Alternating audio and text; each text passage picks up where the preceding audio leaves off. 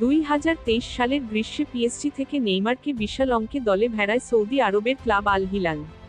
সেই থেকে পেরিয়ে গেছে 18 মাস। কিন্তু চোটের কারণে বেশিরভাগ সময়ই মাঠের বাইরে থাকতে হয়েছে ব্রাজিলিয়ান তারকাকে।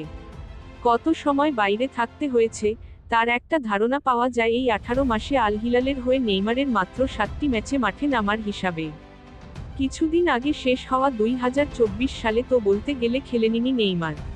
পুরো পঞ্জিকাবর্ষে আল হিলালের জার্সিতে মাত্র 2 ম্যাচের জন্য মাঠে নেমেছিলেন নেইমার, ছিলেন মোটে 42 মিনিট।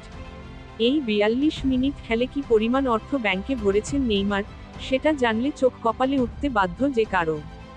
নেইমার চোটে পড়ে মাঠের বাইরে থাকলেও তাকে বেতন দেওয়া তো আর বন্ধ করতে পারেনি আল হিলাল। তাহলে যে চুক্তির খেলাপ হয়ে যেত। ফ্রান্সের সংবাদমাধ্যম ফুট মেরকাটোর তথ্য অনুযায়ী, গত বছর 42 মিনিট খেলেই 10 কোটি 10 লাখ ইউরো আয় করেছেন নেইমার।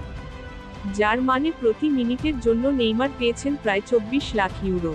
বাংলাদেশি মুদ্রায় যা 30 কোটি টাকার ওপরে। হিসাবটা যদি সেকেন্ডে করা হয়, তাহলে আল হিলালের হয়ে 1 সেকেন্ডের জন্য 50 লাখ টাকার বেশি করে পেয়েছেন ব্রাজিলিয়ান তারকা। নেইমারের সঙ্গে চুক্তি আর নবায়ন করবে না আল হিলাল। এত অর্থ দিয়ে শ্বেতহস্তি কোন প্রতিষ্ঠানই বা কত দিন আর পুষতে চায়।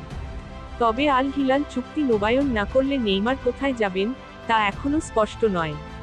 মাঝে ইন্টার মায়ামিতে মেসি সুয়ারেজদের সঙ্গে যোগ দেওয়ার গুঞ্জন উঠলেও দলটির কোচ তা নাকচ করে দিয়েছেন। নেইমারের পরবর্তী গন্তব্য হতে পারে নিজের দেশেরই কোনো ক্লাব।